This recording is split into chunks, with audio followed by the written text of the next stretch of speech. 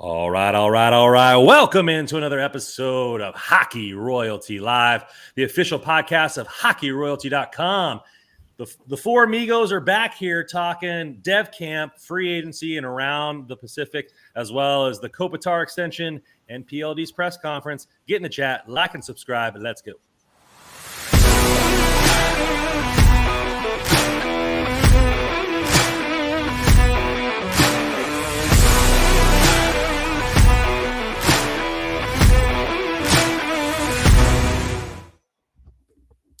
I gotta say before we even get into it, Nav coming in here early, seven people waiting for us to come on board. You know, we got our early risers there. Everybody liked the stream really quick. Appreciate that, Nav.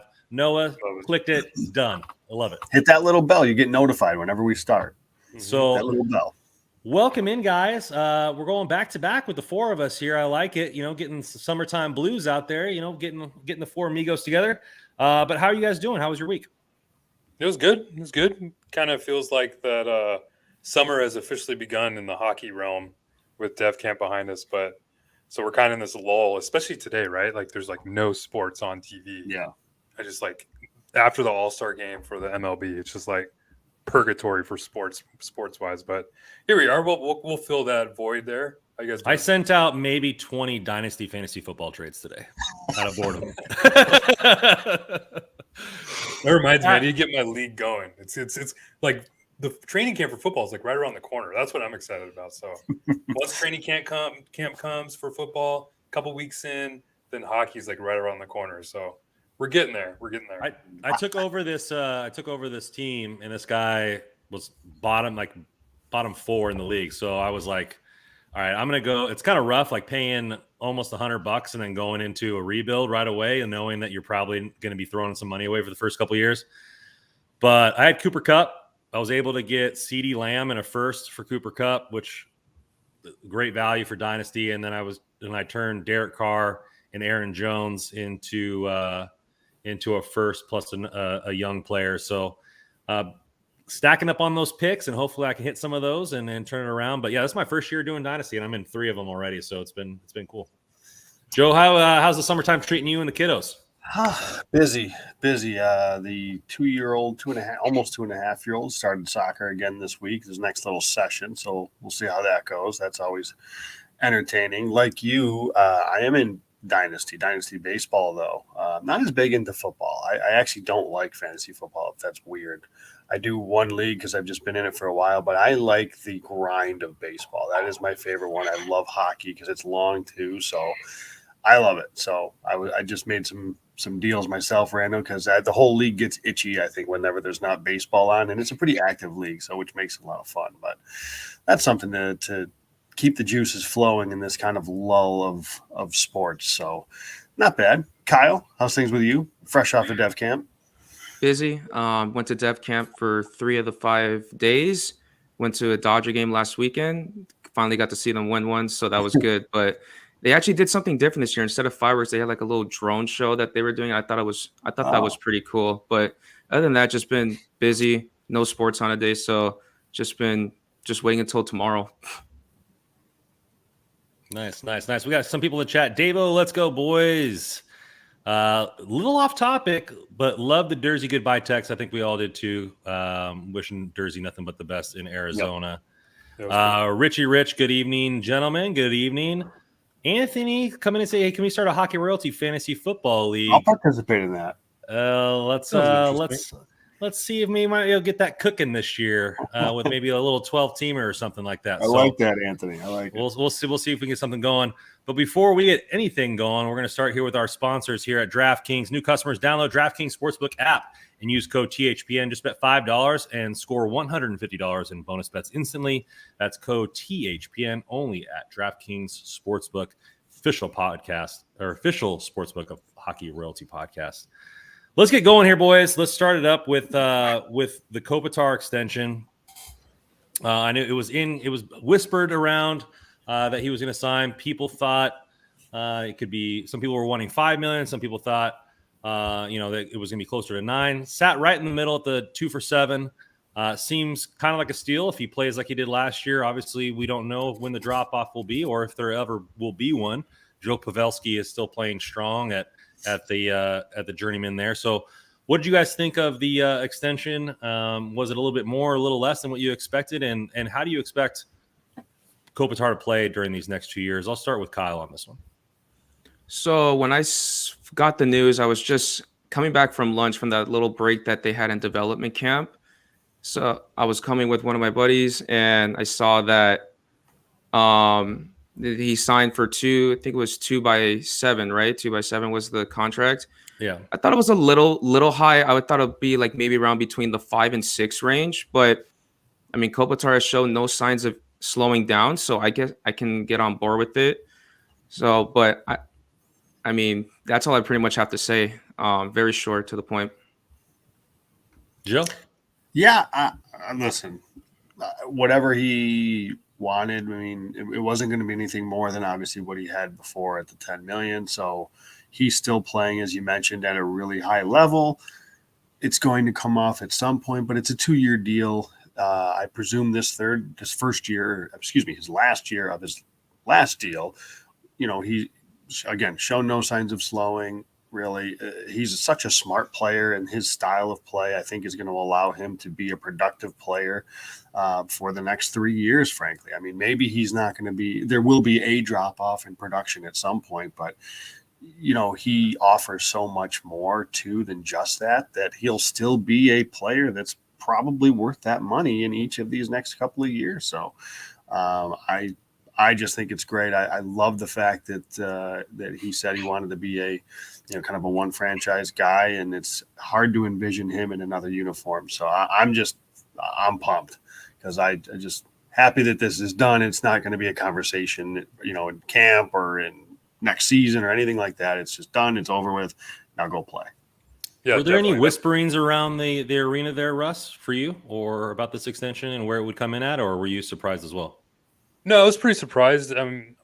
Well, I guess I don't know. It feels like the player and Rob Blake and the team just wanted to get this over with. I mean, like Joe said, I mean, that's exactly what I was thinking was you don't want this lingering throughout the whole season, right? Like, oh, when is Kobe's contract going to get done? And then he's going to be thinking about it. Maybe that affects his play.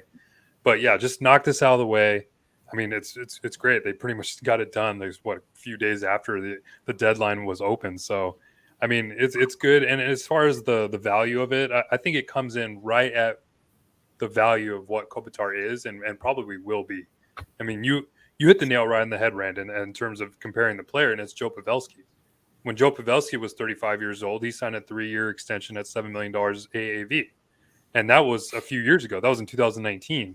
And at that time, that contract was 8.5% of a cap hit percentage. This contract that Kopitar is going to be getting is 8.3.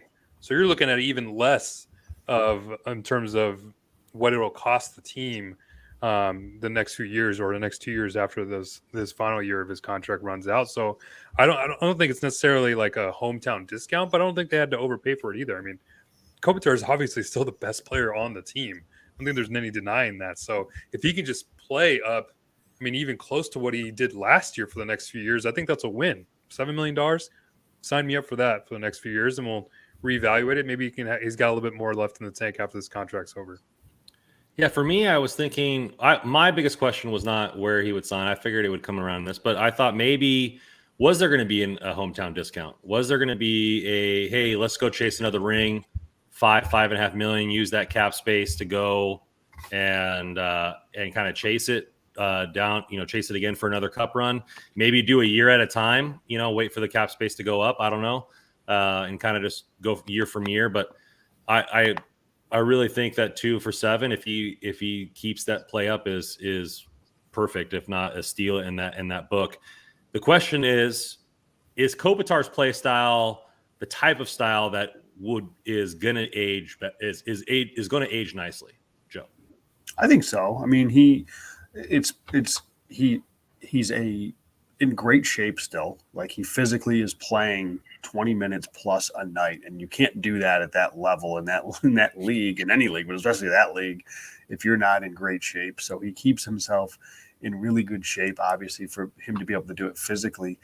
He's such a smart player that even if he is slowing down, or even if he is a step here, a step there, not unlike Patrice Bergeron, you're not really going to notice it because they're just a step ahead of everything else mentally, that he's going to have himself in spots to be successful, or he's not going to get himself in spots to be, for him to be in a bad spot, I should say.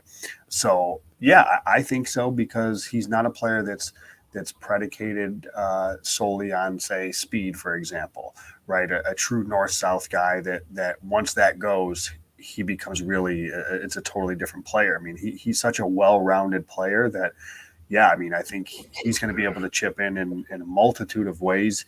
So I think he does age well. Yeah, I really do. Russ, do you think that the signing of PLD allows Kopitar to maybe quote unquote age better through this contract with maybe less pressure on the ice, or more help as far as down the middle? Yeah, absolutely. That was one of the factors we brought up constantly when talking about bringing in PLD, was this allows you to not give Kopitar those matchups against like a McDavid or Draisaitl. I mean, you can probably even send out PLD or against one of those two and leave Kopitar to be that top line center, try a little bit more offense with Kempe. I mean, I would probably still try to focus more on Kopitar. I think it's for this next few years. Maybe we'll see PLD be the option in terms of offense, pure offense. Especially if you're able to pair him with a player like Fiala. I mean, you can have that second line kind of as that more offensive juggernaut type line when you have the other two lines with Deneau and Kopitar in the middle as more of your shutdown lines. I mean, yeah, and this is where you have that available option if you're Tom McClellan to, hey, I don't have to worry about using my best two centers against your best two centers. Now I have a third option. I can just counter your bottom six with some of our best offensive playmakers that we got. I mean, that's pretty much what we saw in this last Edmonton series, is that the bottom six was just getting destroyed. And once Kopitar and Deneau were off the ice, when they were even when they were getting beat by McDavid, and then you had what was it, Lizotte or Kupari, they just couldn't carry the wingers that they had, or whether it was Kupari, just couldn't carry it either. So now you have Dubois as that option with Kopitar for the next few years that'll help alleviate that. Kyle, I want to ask you maybe another positive byproduct of this is that, to me, there hasn't been maybe as far as the secondary leadership group, there hasn't been a clear-cut next captain, quote unquote, in my eyes. Giving Kopitar another 2 years kind of pushes that down the road, allows somebody to emerge in that. Obviously, Deneau got the A this year. Maybe some other guys might get the option, or it might be Deneau for the future. Do you think that extending his captaincy for another 2 years, allowing the secondary leadership to grow further into their roles, is going to benefit the Kings long term?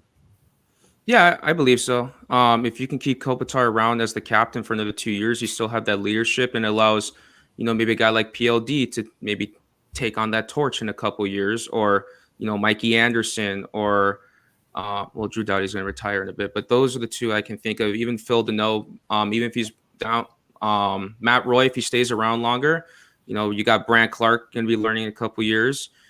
Kevin Fiala is still around. So, yeah, it allows that leadership to, carry off the other players, and then they can carry on that torch once Kopitar leaves, when he decides to hang up his skates. I agree. So let's get it before we get into the next topic. Rich coming in. Hey, boys. I did see a few weeks ago that you guys have a Discord. When you have time, can you post it to Twitter so that way we can all chat again? I'd love to join. I know we posted it and we got hot and heavy in Discord, and then it kind of fell off. It is the off season. I think it might pick back up. We also got a lot of other stuff going on with Hockey Royalty. We apologize for not keeping that balance. We'll try to get that going and spice it back up for all you guys to talk amongst each other there, as well as Twitter. Let's get going to the next topic here. PLD's press conference. Russ, you were there in person. Obviously, Pierre-Luc has been around LA, went to the Dodgers game, went to the Galaxy game, said that he might want season tickets already for the Galaxy, wanted to have cleats and get on the pitch. He seems to be embracing LA and all that it has to offer, and showing that he really does want to be here, as far as this was his number one choice to come to. Did it feel that way in his press conference? Were you impressed by the man himself, and what did you kind of take away from what he said? Yeah, it seems like he hasn't stopped smiling since he got to LA. The guy's been everywhere. So, I mean, it's hard not to enjoy the area around here, right? I mean, he's been to Dodger Stadium, the Galaxy game. He's been at Malibu. eating dinner at Nobu. So he's been in all the really fun areas of Los Angeles since he's been here. But yeah, I mean, talking with PLD, I mean, with everything you hear about, like with the narrative around him and as far as being maybe a cancer in the locker room or just being this kind of diva, you just didn't really get any of that when you were talking to him. He just seemed like a really genuine, engaging, normal, down to earth guy. I mean, 25-year-old who's just happy to be where he's at right now. He's getting paid like it, so I'm sure that helps a little bit too. But yeah, I mean, you didn't really get the sense of that. It was just going to be that everything that we had heard about him coming in. I mean, obviously, and then he also talked about his Pierre-Luc Dubois Foundation that he's starting that's actually going on this weekend. He's having a charity golf tournament that he hasn't been able to have go on for like the last 4 years because of COVID. But he actually took it over from Vincent Lecavalier, who was actually named after him, and made it his own to help youth with equipment and all that good stuff. So, I mean, this is a guy who loves to give back to the community.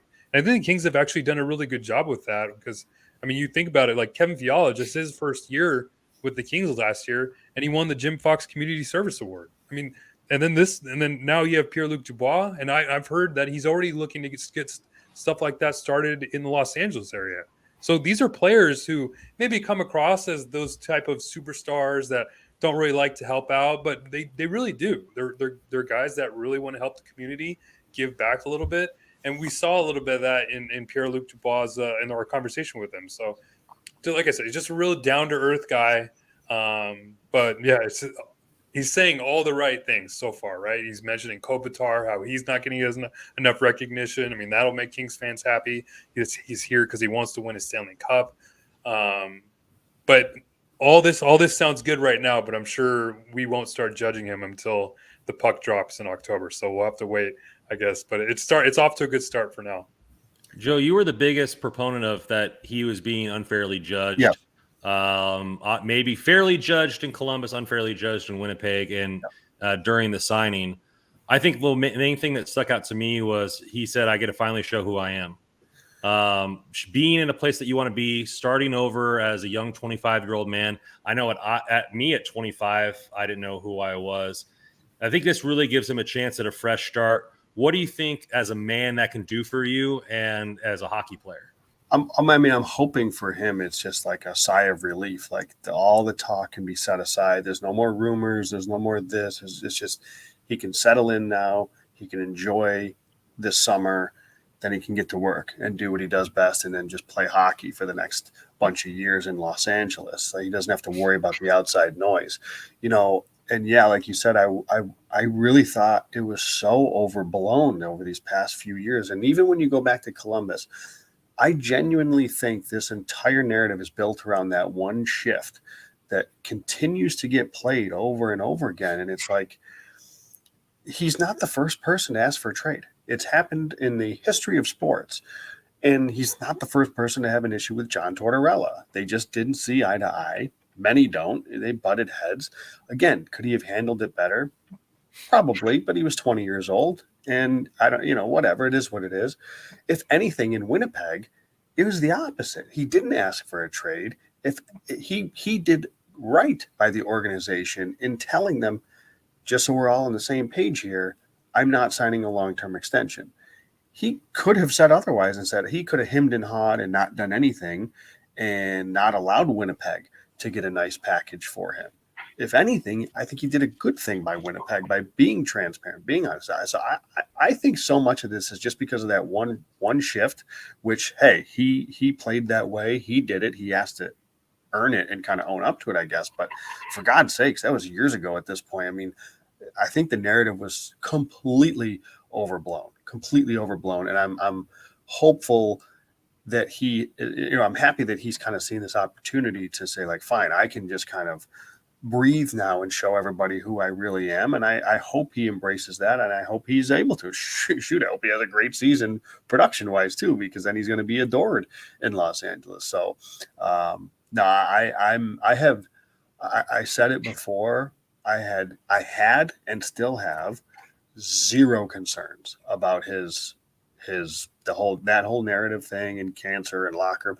literally zero concerns. And obviously, I don't know the player. I've never met the player or anything like that. But just to me, the narrative was so overblown.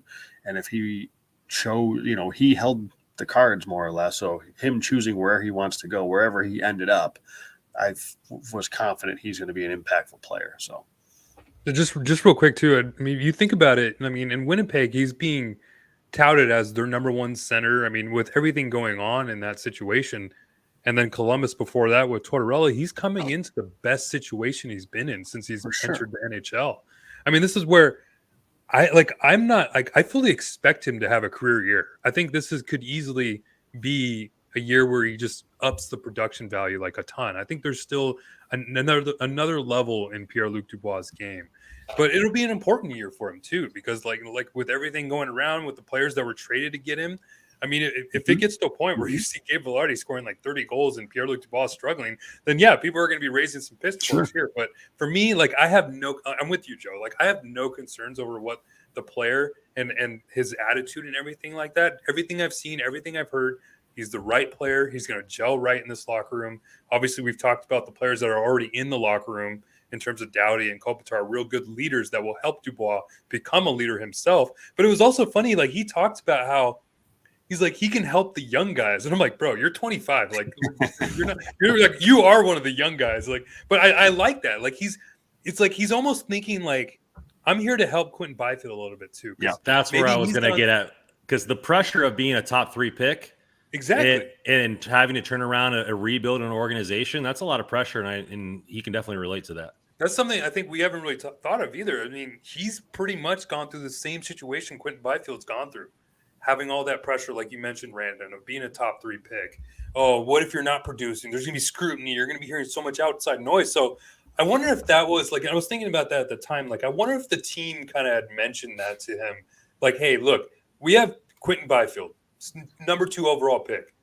Big guy, just like you. Maybe skates a little bit better, but hey, he's not scoring. He's also hearing all that outside noise. Maybe you can perk him up a little bit. Maybe help him develop into a mature man that you're starting to become.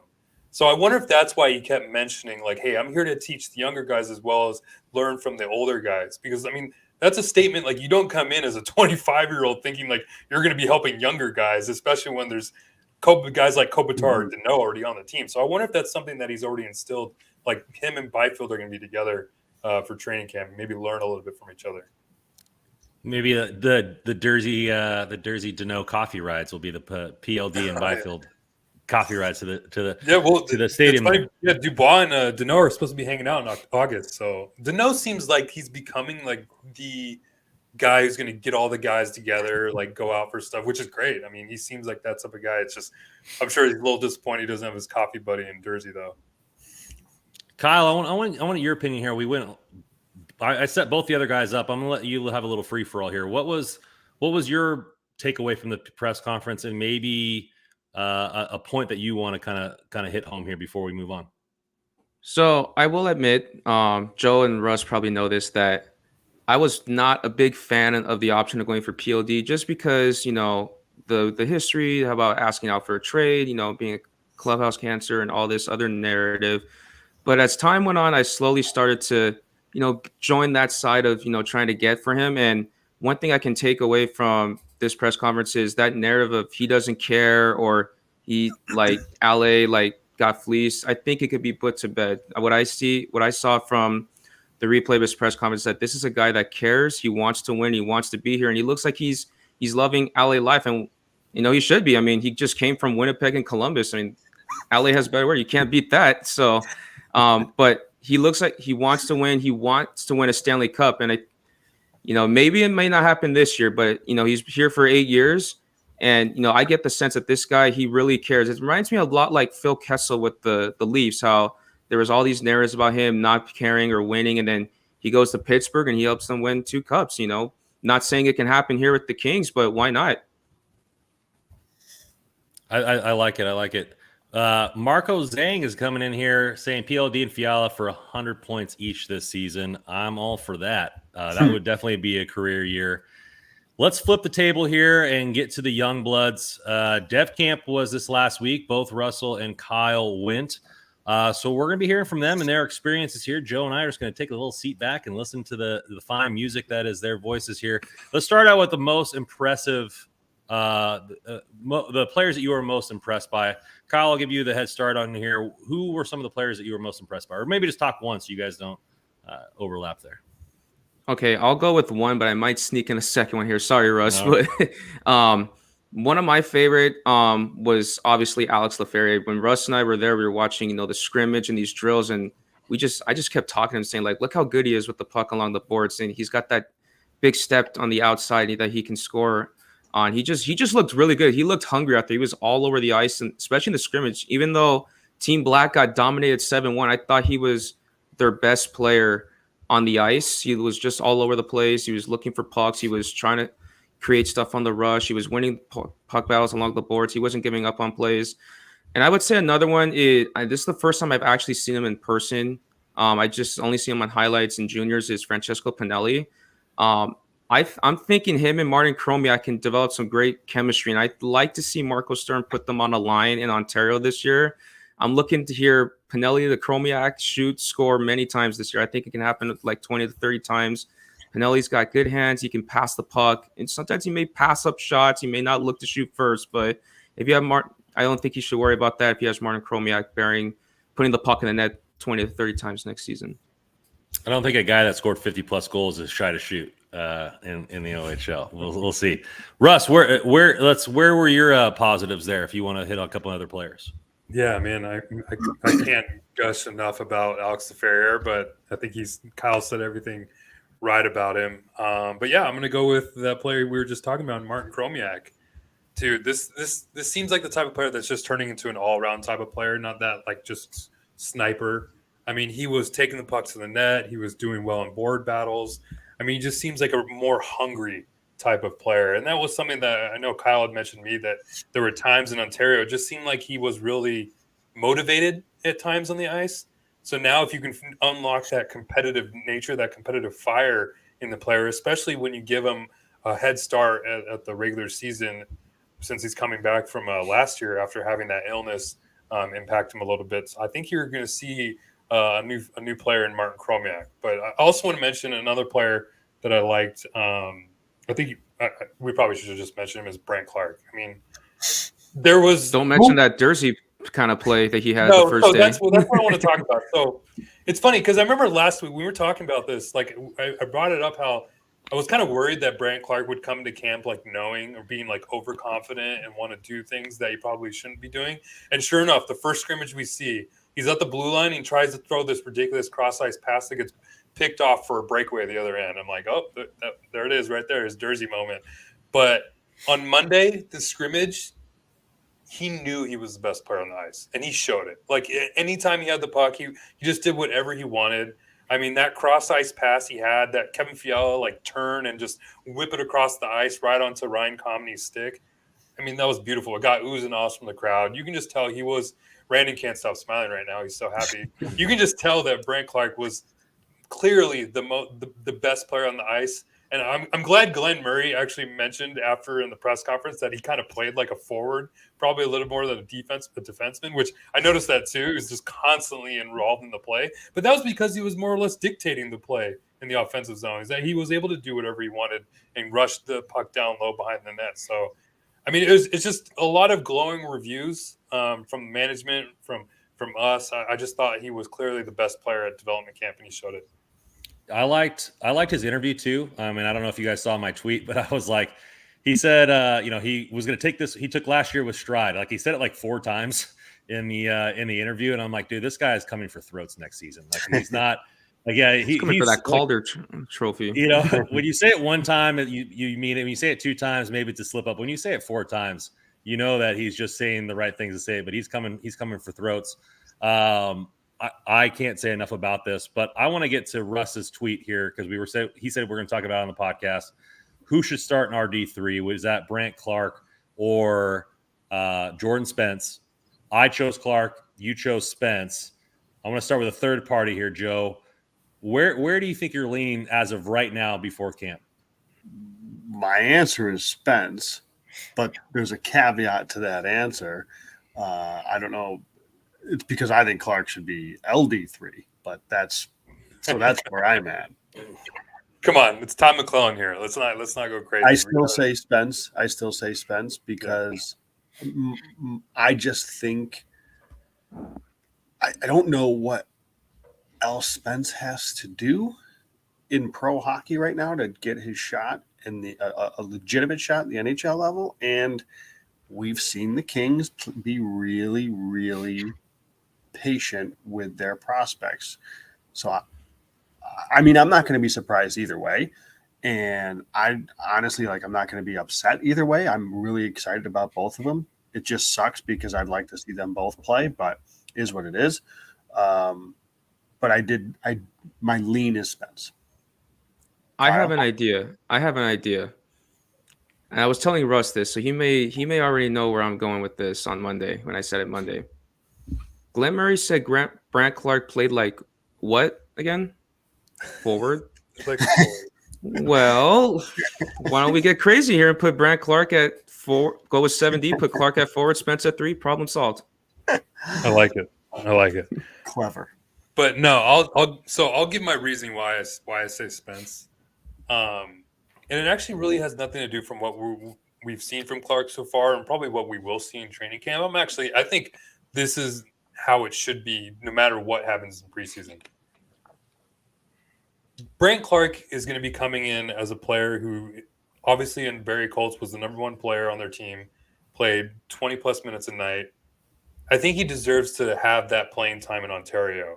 I think if he started off in the NHL, he probably wouldn't be getting more than 15 minutes a night.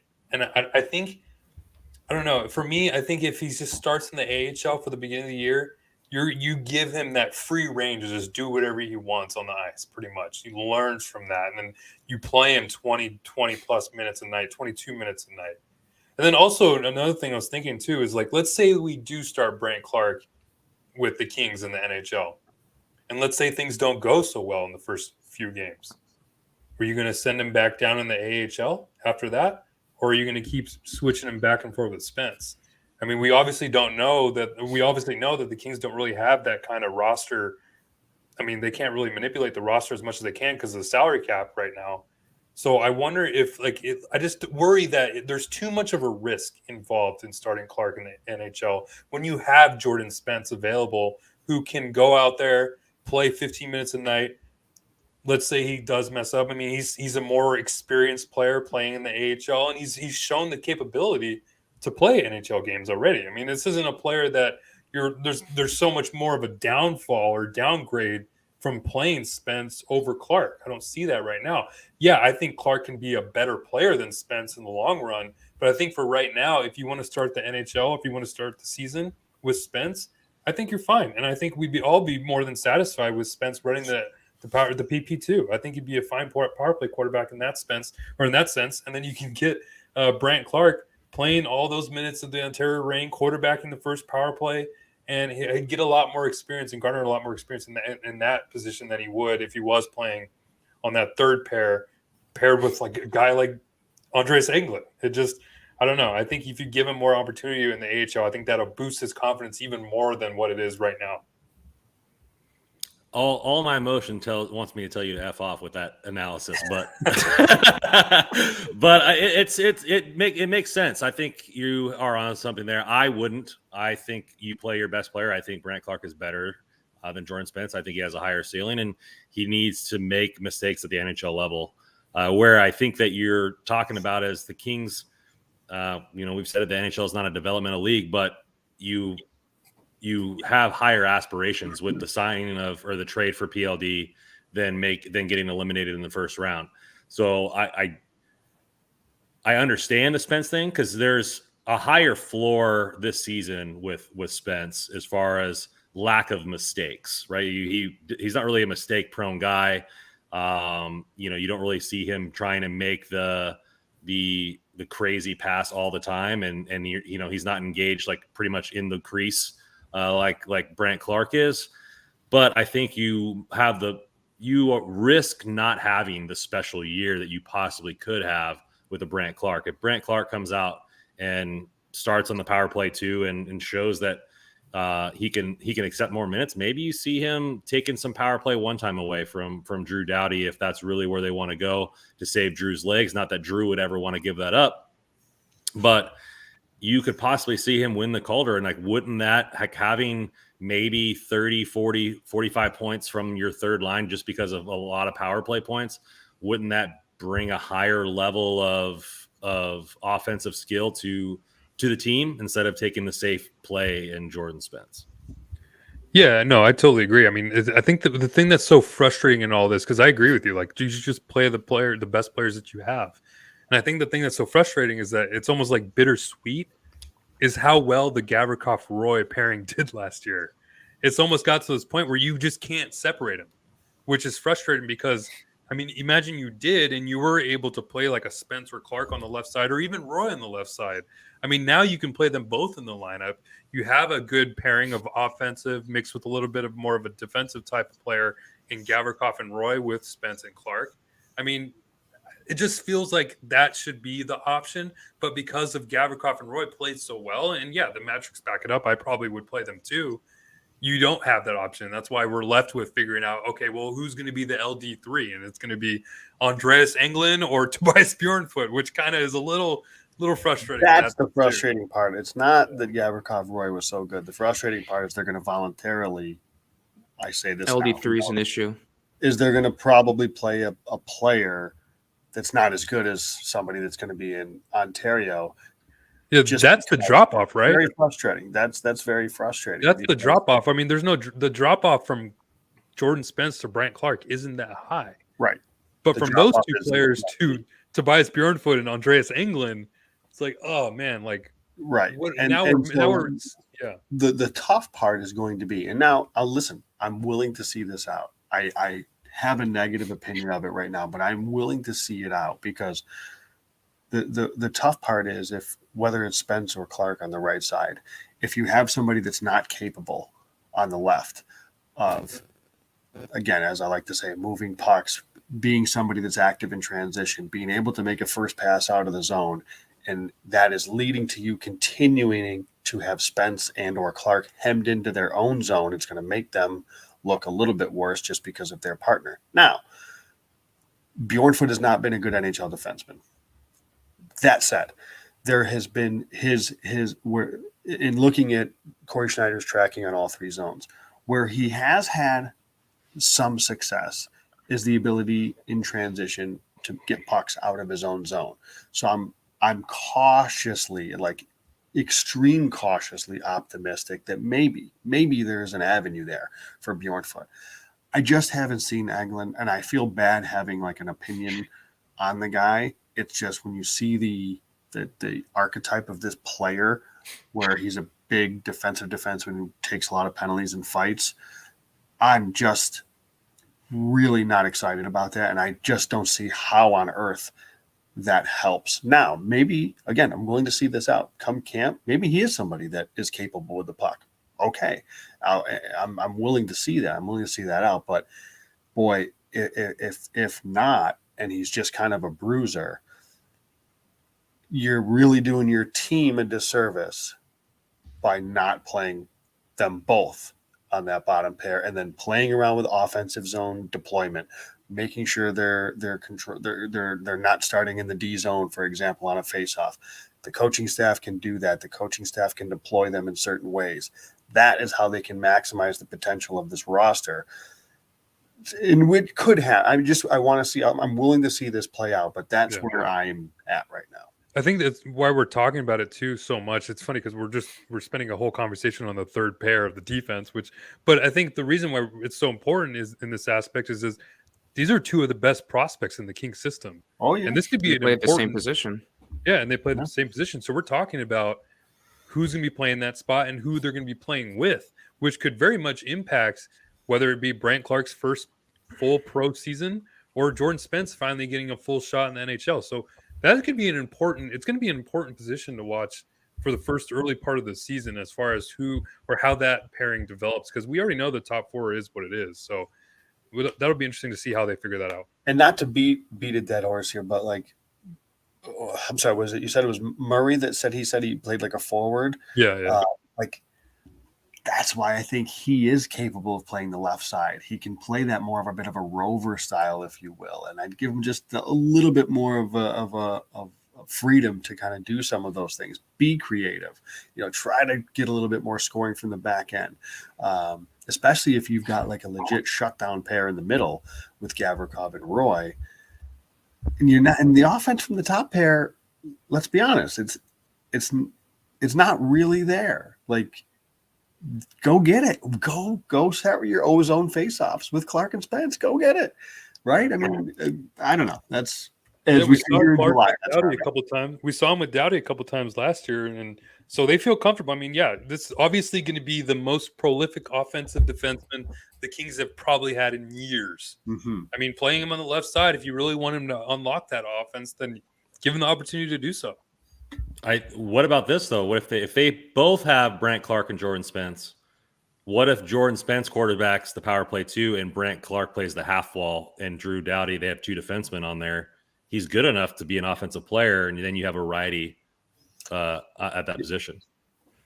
I'm all for the four forwards, one defenseman, unless you have a situation like that on the second pair where you can play those type. 100%, no question in my mind that I would play both Spence and Clark on the same power play on that second unit. Because I don't think Drew Doughty's losing his power play spot. Like that's not going anywhere. But I do think if they were both in the lineup that they could both be on the same unit. Absolutely. I will say though that what makes this decision like really tough is that they're both really good players, but you can see the case. I can see the case why people say Jordan Spence shouldn't be in the AHL. And I can also see the case why Brant Clark shouldn't be in the AHL either.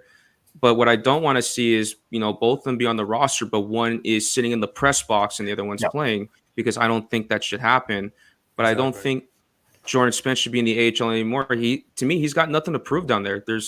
He's literally scoring like 40 plus points each of the last couple of years, or was short of 40 points his first year. But I don't think he should be playing in the AHL anymore. But I will say, talk about pairing them together. They didn't start the game together in Ontario when Brant Clark had his conditioning assignment there. But there was times, whether it be late in the game on the power play or they were looking for a spark, where Marco Sturm actually had them paired together.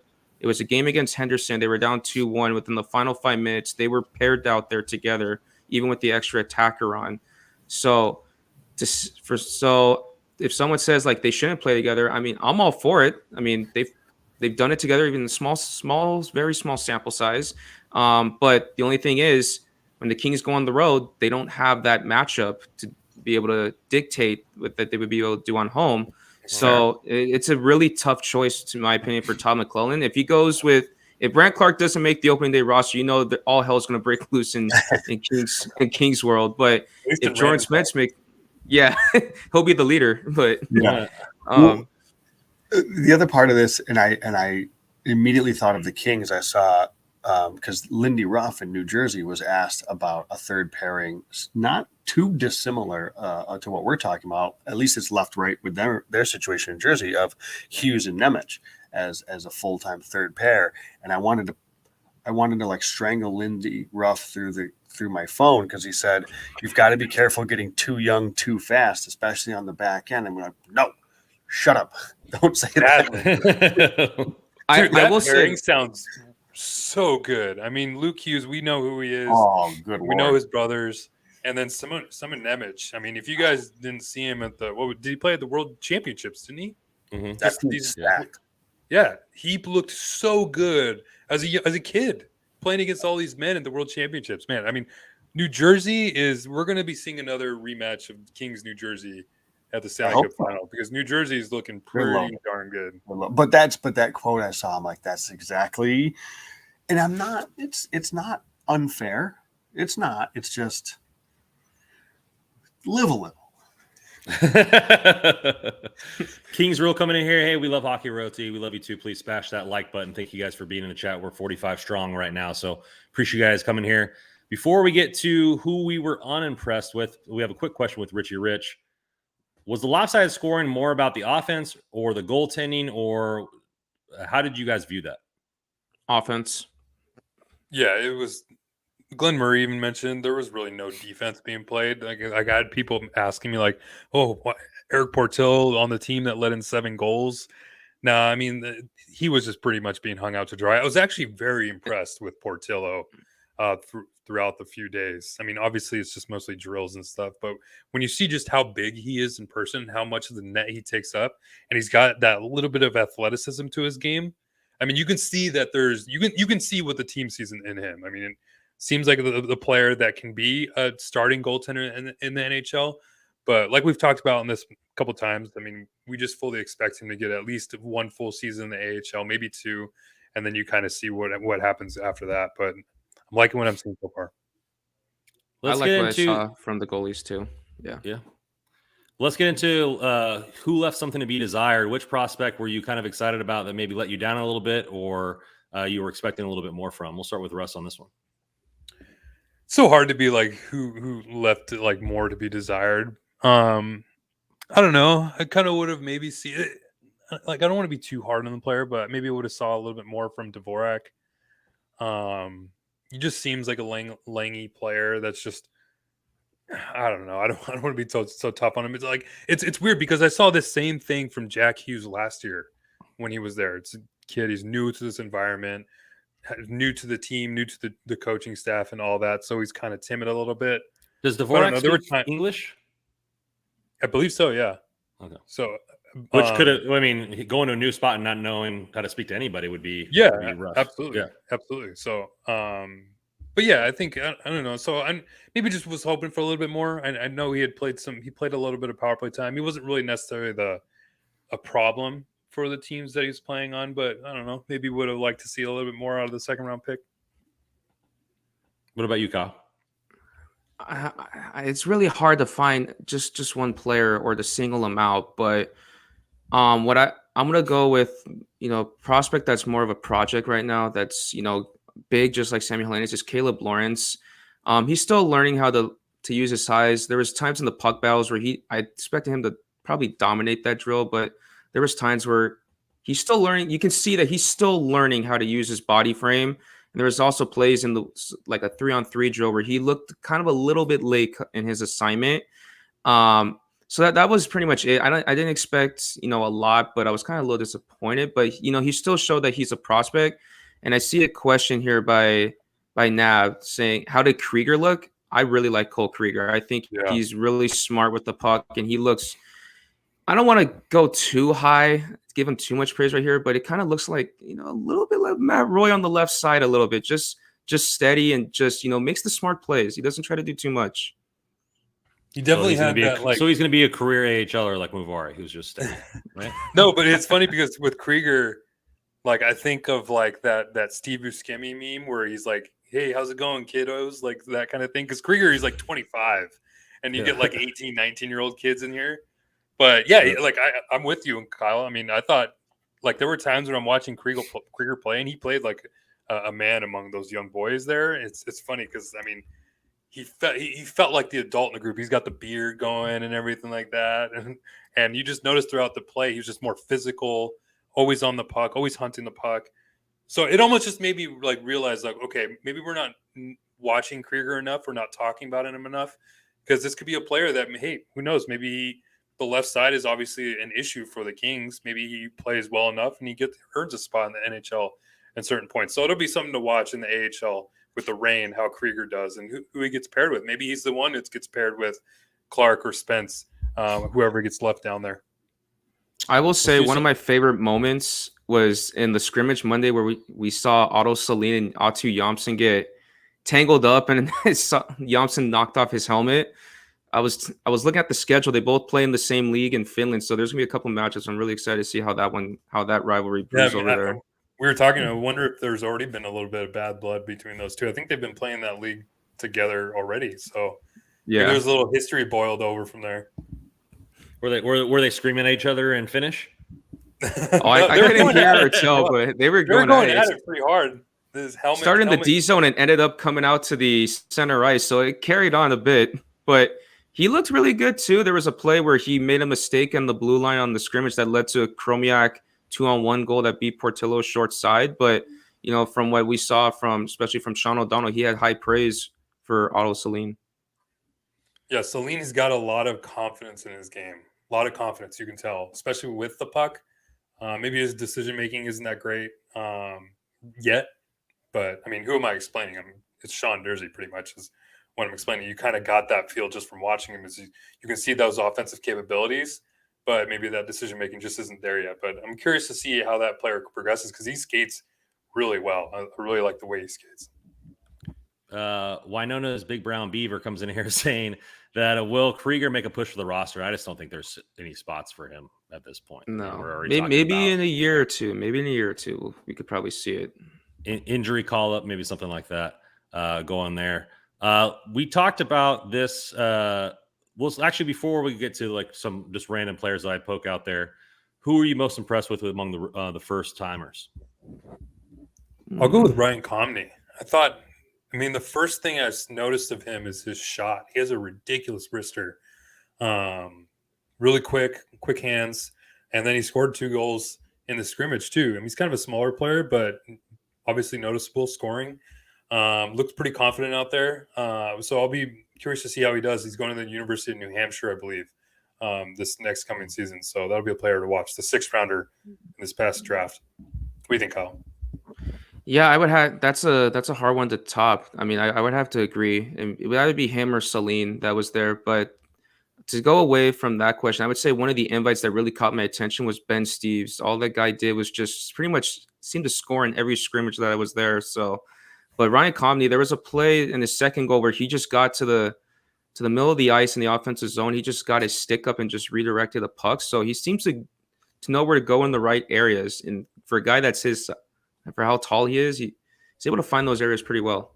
I want to point out one player here because that was the big question about Dev Camp was Casper Simon Tynevall, right? First time coming over, dominant in every single World Junior thing that he's been at. What was your impressions of him? I saw the picture of him standing next to Hellenius. It looked pretty funny. Like a little ant. Looked like a little ant. What did you think? Yeah, he definitely played like a confident player too. Willing to do things with the puck as far as dangle around players. And there was one of the videos I shared. He dangled around Dvorak. So yeah, I mean, it was funny because they had him in drills going up against like having board battles and drills. And the player the player he went up against was Hellenius. But he did pretty well. I mean, there was one time if Hellenius gets positioned, there's no way you're going to get around him, especially if you're Simon Tynevall or you're 5'9". But there was another time he actually did pretty well. So I'm curious to see what happens when he comes over to North America eventually. Because like you mentioned, you see him during like World Junior Championships. Like it's funny because I just watched the highlights of the Finland USA game with Kaliev, Turcotte, and Faber and all them. That game, that's one of the better hockey games I've seen in like the last 4 or 5 years. I mean, it was during COVID time.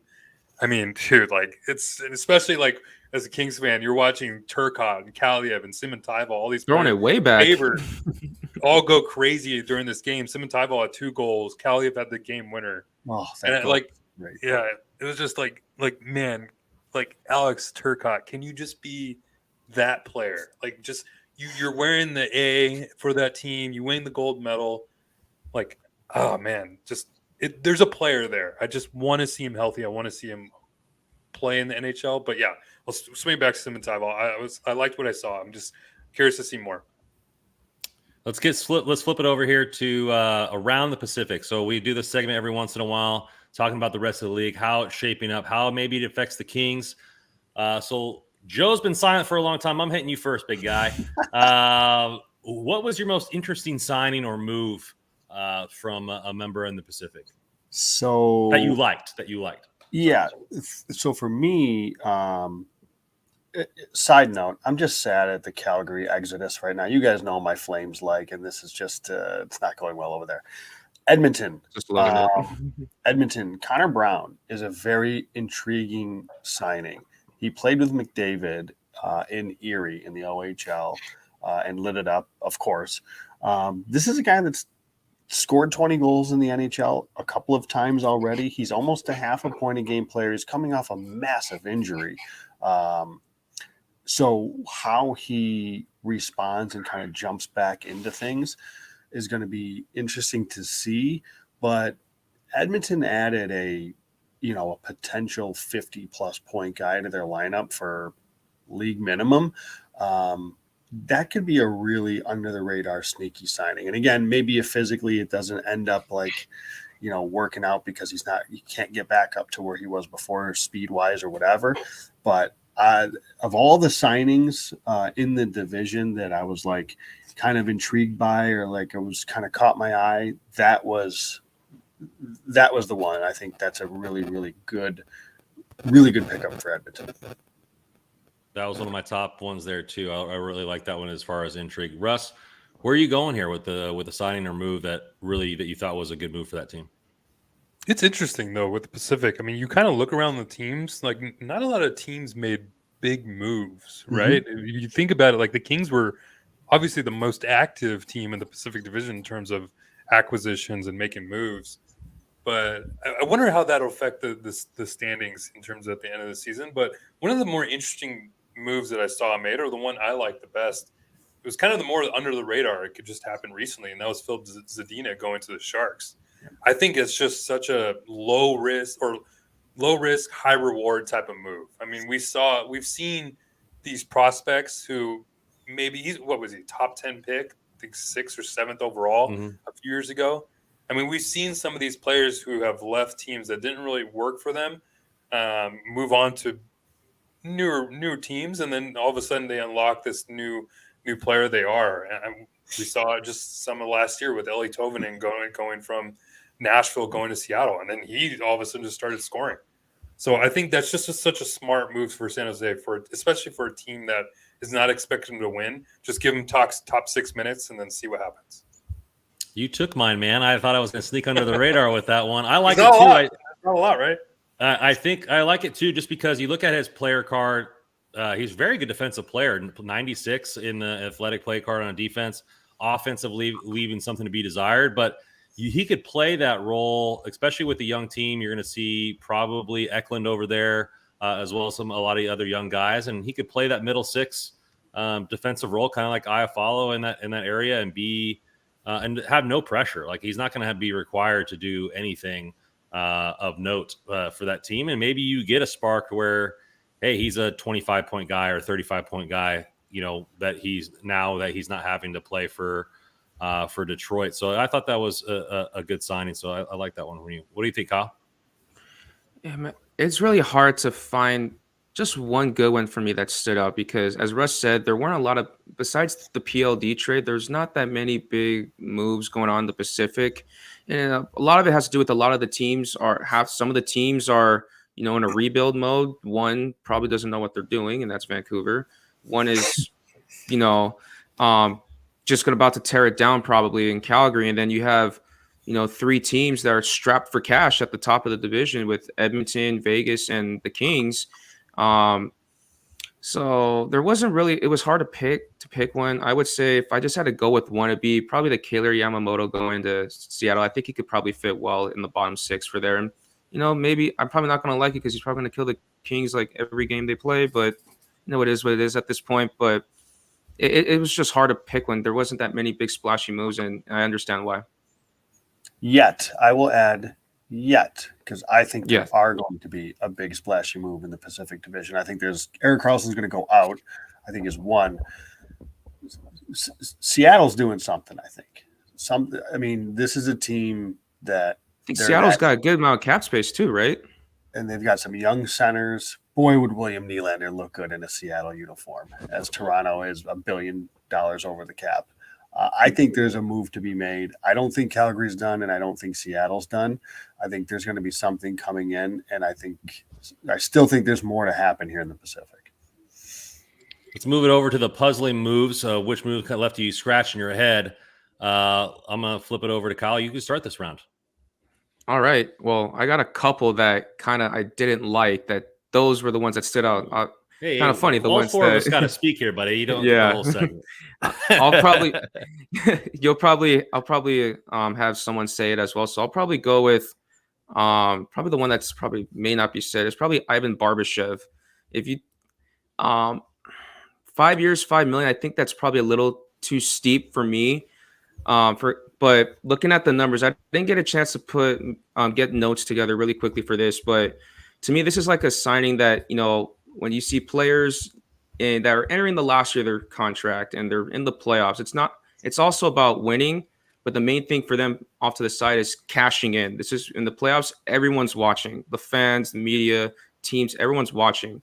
So this is your chance to do well and cash in. And Barbashev played with Eichel and Marchessault for about 207 minutes in the playoffs. He had 18 points in 23 games. And, that to me is a team that is rolling out the money for a guy who probably could have gotten less, but the term in the AAV for me, I'm not a big fan of it. Even if he does well, I'll admit I was wrong, but I just don't like it. It seemed like they just kind of overpaid because of that postseason he had with Jack Eichel, and Jack Eichel was phenomenal at these playoffs. Russ, where are you going with this one? Oh, for me, this is an easy one. I know where Russ is going with this one. I have no idea what the hell the Anaheim Ducks are doing. Like, what are you guys That doing? was my other one. You just gave Alex Killorn 3 years at $6.25 million, who's going to be 34 years old for this next year. They're not even close to competing. It makes no sense why you're paying that much money to a player, and then you're probably going to be going to arbitration with Troy Terry. It just, I don't know, like Pat Verbeek, it's been one puzzling move after another so far with him. And I'll just go back real quick to the Carlson pick, Leo Carlson pick. I hasn't really talked about it enough. I just feel like with these, when we've noticed it already as Kings fans, right? We saw it with Quentin Byfield. When you draft project players over players that seem like the more solid pick or the more NHL ready type player, if things don't go right, man, it looks incredibly bad. As opposed to, let's say, if you did if the Kings did pick Tim Stützle, or if Anaheim maybe did pick Adam Fantilli, obviously we don't know what's going to happen. That doesn't really seem like as much of a risk. And so, I don't know, Pat Verbeek has just made some questionable moves so far as a GM with Anaheim. But, I mean, the Killorn contract is just – it's just baffling. Do you think Carlson's a project? Because I don't. No, neither do I. I actually was going to say I disagree. 25 points, almost over a half point per game player in the SHL. He's playing top minutes against better opponents than Fantilli was playing. I mean, I know that Fantilli had the best freshman season, one only Javi Baker winner, with Jack Eichel, and I forget the third one, but Korea. Yeah. So I just don't think he's a project. He's 6'3". He's a big guy. He can skate. He's been in the SHL since he was 16. Like, I just don't understand. It's not like it was a crazy pick. I don't know. I was going to be third. Crazy pick. Maybe it's more or less he's a project compared to what Fantilli can be or what will be. I don't know. Maybe I'm comparing the players. I mean, I think Carlson probably would have been third, or probably would have been the third overall pick after Fantilli. But felt like, to me, Fantilli felt like the more just. It felt like right. You just hear so many things. You watch the highlights and all that good stuff. I thought Adam Fantilli would be able to walk into the NHL and be like a Matty Beniers already. So for Leo Carlson, I don't see that as a type of player who's just going to come into the NHL and put up 50, 60 points. I see that more in Adam Fantilli than I do with Leo. I see Leo as a Andrei Kopitar, though, as a more just 200-foot unassuming, if you will, or Fantilli is going to be a lot louder in terms of the highlights and things like that. And I like my favorite player in this draft, to be clear, not the one I think is the best, because Connor Bedard is obviously. I love Leo Carlson. Like I not saying that it was right to pick him over Fantilli per se, but I love that player, and I think he could be a force for Anaheim for in this division for a long time as a centerman and the way he plays. And again, that's not to say that he's going to be better than Fantilli. It's just I don't know that there was a wrong pick or not in that spot. And, I'm actually the Killorn contract is too much money for too many years. There's no question, but they can do that. The Ducks don't. They have no need to worry about the cap right now, and you've got a lot of these young guys. Killorn and Gudis are the perfect type of players to surround those young guys with. I mean, be curious to see what happens the rest of this offseason, if John Gibson gets dealt or how that happens. But I think this is going to be a much more competitive team this season. I think they've got some intriguing young talent coming up. They've got some good young defensemen. They've got a new coach, which is going to be a light years better than it was under Eakins. There's a team that's percolating here that I wouldn't say they're close, but don't be surprised that this team is going to be maybe. I don't think they're going to make playoffs like Seattle made last year, but like they're going to be a competitive team. I think much more so than they were last year. I don't see it. I see him as another cellar dweller. I see him right with Philadelphia. The one thing I do like with Anaheim is what their coach has been saying about Trevor Zegras lately, Greg Cronin. Mm-hmm. He's trying to turn him into a more all-around player, which he needs it. Trevor Zegras is I see almost like it turned almost maybe it wasn't really more loud, but it could have been like contentious with him and Eakins because I've heard things about Zegras, how he comes across as like a diva, and we see it on the ice. Obviously, we saw it with the whole Troy Stetcher situation. He comes across as this kind of diva on the ice that only wants to be out there for offensive zone draws and put me in the best position to score. But I'm liking what Cronin is saying in terms of we need to turn him into an all-around player. Yeah, put him out there in the defensive zone situations. And I think that's why we'll see this Anaheim Ducks team be more that just a lottery team, because they'll be putting certain young players in situations to let them learn and experience that part of their game a little bit more. And Cronin is defensive minded. I think the Eagles in the AHL, they were one of the top 3 or 5 teams in goals against. So I can see him saying that Zegras needs to be more an all-around player.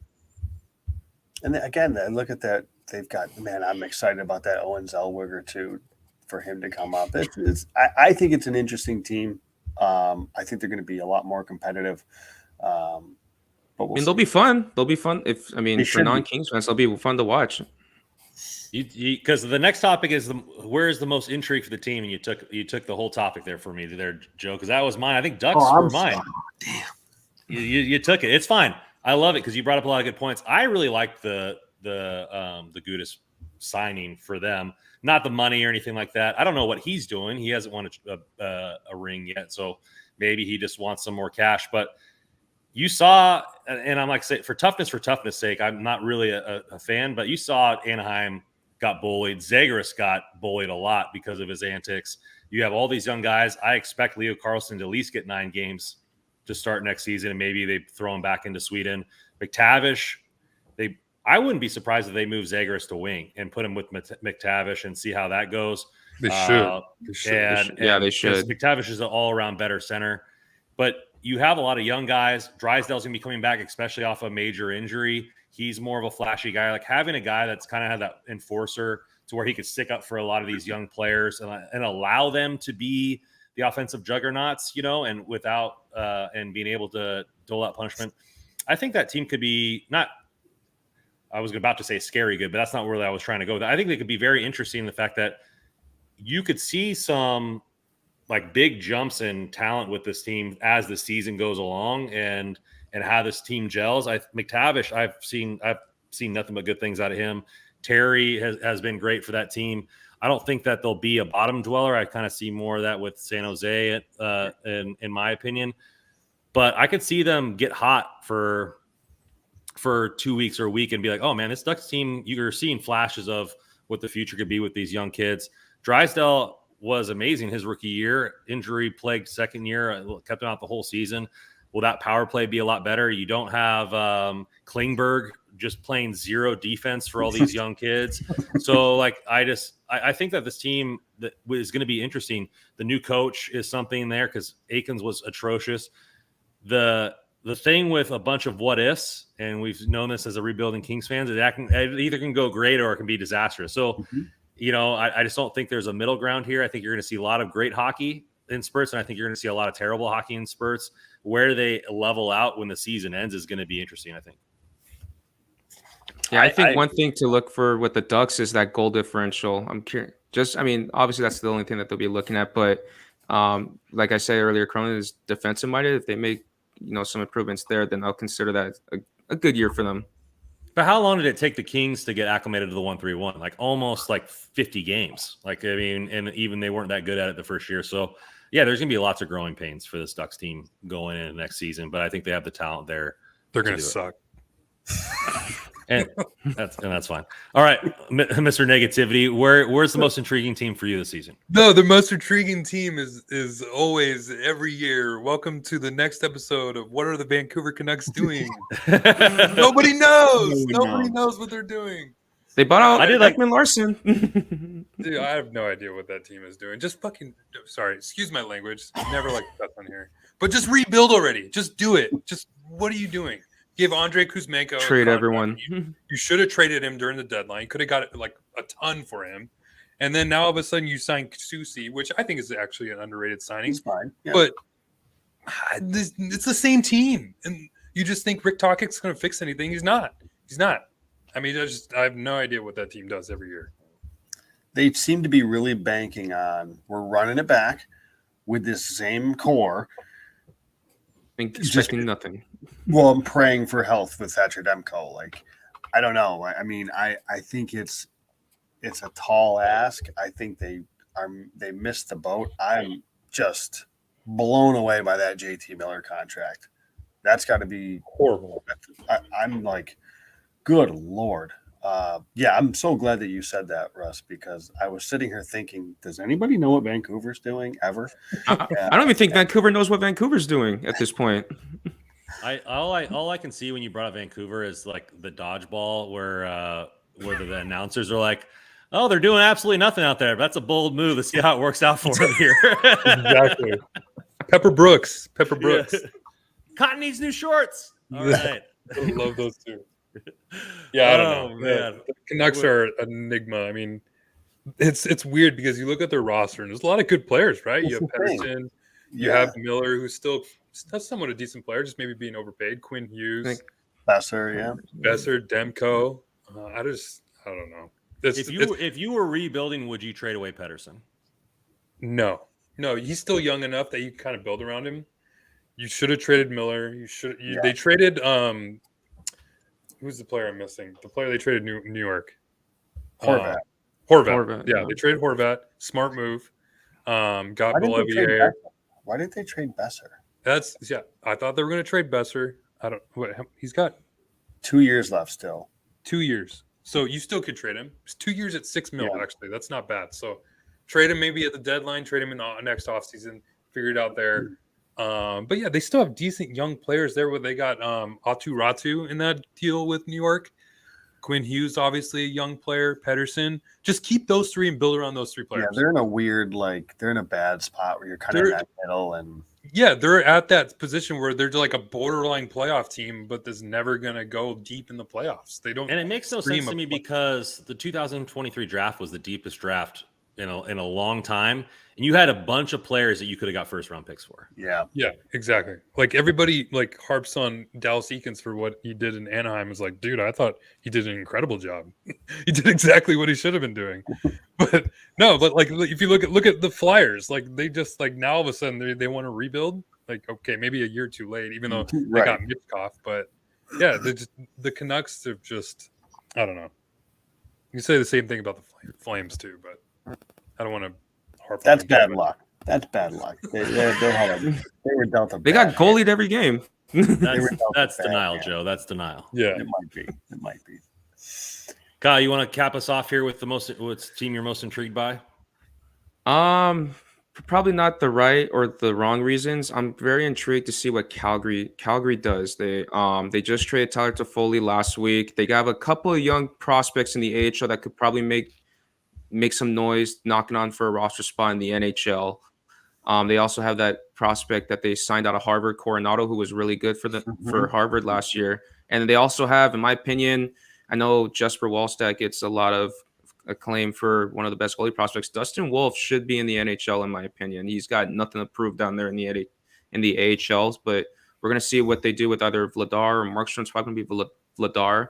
But I think they have some kids down there in the AHL that should be up in the NHL this year, and a new coach. They have. Yeah, what's funny is like before the whole Toffoli wanted out, and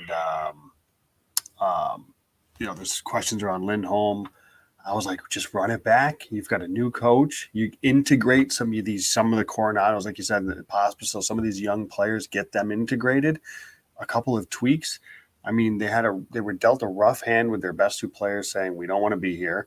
I thought they did about as good a job as you could have. They were because the roster was still really good, and they doubled down on it. And I didn't hate it because I think the decor is as good as any decor in the division still. But now you've got guys that are like, well, Toffoli's gone. And I mean, I don't hate Sharangovich, but he's not Tyler Toffoli. And I don't know what's going to happen with Lindholm. I don't know what's going to happen in net. So there's just a lot of questions that I think that team is still capable. But, I just don't know what's going to happen the rest of this offseason. I'm intrigued, too, by that, Kyle. They also lost their AHL coach, too. He's now – Mitch Love is now an assistant with the Washington Capitals, who probably might be knocking on the door for an NHL job. Yeah. The Flames missed their window 2 years ago. And Daryl Sutter was the worst coach for that situation. Yeah, it's like if they made the decision, like if they didn't keep him around and they went with somebody else, I don't know. Like, would they still have some of these guys? Would they be seeing what we're seeing? I don't know. Yeah. But I mean, they were so good. It's tough, but still a team that we'll see how they navigate this, but and for me, I think I said earlier, Seattle is my intriguing team because I don't think they're done. I think there's possibly a significant impactful player coming into that roster. I want to say Ron Francis has done a great job building that team. And Dave Haxel's done a great job. They're really going to build something special over there. Which is crazy because with all the pressure that Vegas put on the next expansion team with how quickly they competed, like Ron Francis didn't let that influence his decisions. I don't think. I think he just did what he thought was best for the franchise and not try to push for a Stanley Cup year one. With that being said, Nav comes in here picking the top 4 in the Pacific. I think we all know who they are, but maybe we have different viewpoints of where the team stands. Or maybe, Joe, you want to pick Seattle higher because you think they're going to have a good move. Just rapid fire here. Where's the top 4 there for you, Russ? He wants to stay so far away from this. Joe's in the next room. He's so far away from the So I will start it. The top 4, I think Edmonton's still the top team in the division. I think LA can be 2. I agree with Kyle what he said about Barbashev. I didn't love it. It's not Vegas-like, and I thought they did the same thing with Aiden Hill. Like, for a team that was tight against the space, I think they could have done a little bit better. I still think but the problem with Vegas is still the same, is their depth. And if they run into injury, they're in trouble. They're just an injury or 2 away from being a wild card team or a bubble team. So because of that, I'm going to slip them down just a little bit. Maybe that's crazy. And I'm going to push Seattle into that 3 spot. So I'll have Vegas kind of battling with Calgary or maybe even Anaheim for that 4 spot in the division. All right, Kyle, what do you think? I would agree with Joe. I would have to agree with him on that whole list because I really do not like Vegas's bottom 6 depth. It's very thin. It's like a bunch of AHL players, and that's what happens when you're pressed against the cap. And we might even see it with the Kings this year, possibly, if that happens. They are pressed up against the cap. But Edmonton to me is number 1. Obviously, when you have Connor McDavid and Leon Draisaitl, you have McDraisaitl in your lineup, I expect you to be just winning games like 8-7, 9-8 kind of games. I'm gonna be a little biased. I'll put. By the way, I like Skinner. I think he's gonna be fine. I'm not really high on Skinner either that much too. After what I saw in the playoffs, but that would probably be a topic for a different day. I'll go with Kings too, like Joe said, and Seattle at 3. I think that's appropriate. I think that fits them. This team was just 1 game away from going to the Western Conference Finals after finishing with 60 points last year, and they've made they had 101, I believe, this year, or was it 99? I think it was 101, but because I know they weren't that far from the Kings either. I think it was 101, but correct me if I'm wrong. But I think they can get 3. I'd like to see a Kings Seattle matchup. I think that'd be really fun. I don't think we're gonna get a 9-8 game like we did last year. So I'll make sure to put that out there, and then I'll have Vegas 4, and then everyone else will just be bottom feeders for the rest of the year. 100 for Seattle, by the way. You were close. Damn. Yeah, I agree with your guys' list, actually. Edmonton, or what'd you say? Vegas 4, Seattle 3. Which the thing with Seattle, I think the only thing that'll be interesting with them is their goaltending. I think they kind of got the same question marks as the Kings do. Sure. They have the same question marks as the rest of the division. The whole division has question marks in that, right? I mean, even with Vegas, they just gave Aiden Hill like almost $5 million for next year. I can't believe they did that. There's another questionable move, and that's kind of almost like you win a cup and you get everybody. It's like Barbashev 2.0. That win. You just pay a guy for being on a hot run. It's the Marion Gaborik situation, right? Bennington got it. Exactly. Yeah. So maybe I wonder if that'll come back to haunt them. I will say, like, I agree. I think Edmonton's just going to run away with the division. Although, I think this is the year that the Kings can finally win a division. I mean, they're built like it. Yeah. I mean, if they can just get that goaltending, it doesn't have to be great. It just doesn't have to be terrible. They have the depth. They have the players in AHL and on the interior reign that could step in and make up for any injuries. Obviously, we talked about with Kopitar, Dubois, and Deneau down the middle. You're solid there. This team can win a lot of regular season games. So I wonder if maybe this is the year they can finally contend for that Pacific Division title. Don't forget, Seattle has some good players in the AHL too that could probably maybe get like those bottom 6. I know they got a defenseman, left-handed shot, Riker Evans. I really like what I saw from the AHL this year. I'm really high on. And it's just funny how Ron Francis like hit on both Matty Beniers and Riker Evans that draft, and they both been really great. Kind of makes me a little jealous. Here's a Seattle caveat. Maybe Shane Wright will actually get on the ice this year. Imagine, like, they have been talking about that, him improving his 200-foot game. I remember Ron Francis was talking about that. When they add Shane Wright and William Nylander, this lineup's going to be buzzing. You really think Nylander? That's where he's going. Do you think? No, it was funny. A buddy of mine asked me the other day, just like, where's William Nylander going? And the first thing I was like, you know what? He's going to go to Seattle. I don't know. Like, because I don't know if he even goes anywhere, right? We'll see what Toronto actually decides to do. It just seems like he's the name. And the fit couldn't be more right for a team like Seattle, who they've got some extremely good young center depth. Their D's fine. They got to get Vince Dunn signed. But you're missing an option for them is Tarasenko. Could be. If it could be, they passed up on him in the expansion draft too. No, I mean it could be like they're missing that big time kind of goal scorer, game breaker, Van Riemsdyk power play player. Yeah, you know that's what they need, somebody to be an animal on the power play, and obviously I think Tarasenko. He's not nearly as good at this stage of his career as Nylander, obviously, but I think that Tarasenko can help on the power play. Why wouldn't, if I'm Ron Francis, why would you see, everybody knows Toronto's cap situation right now. If Nylander's the guy, I am knocking on that door, and I don't care. I mean, I have no problem paying him his next contract. He's young enough. He's good enough.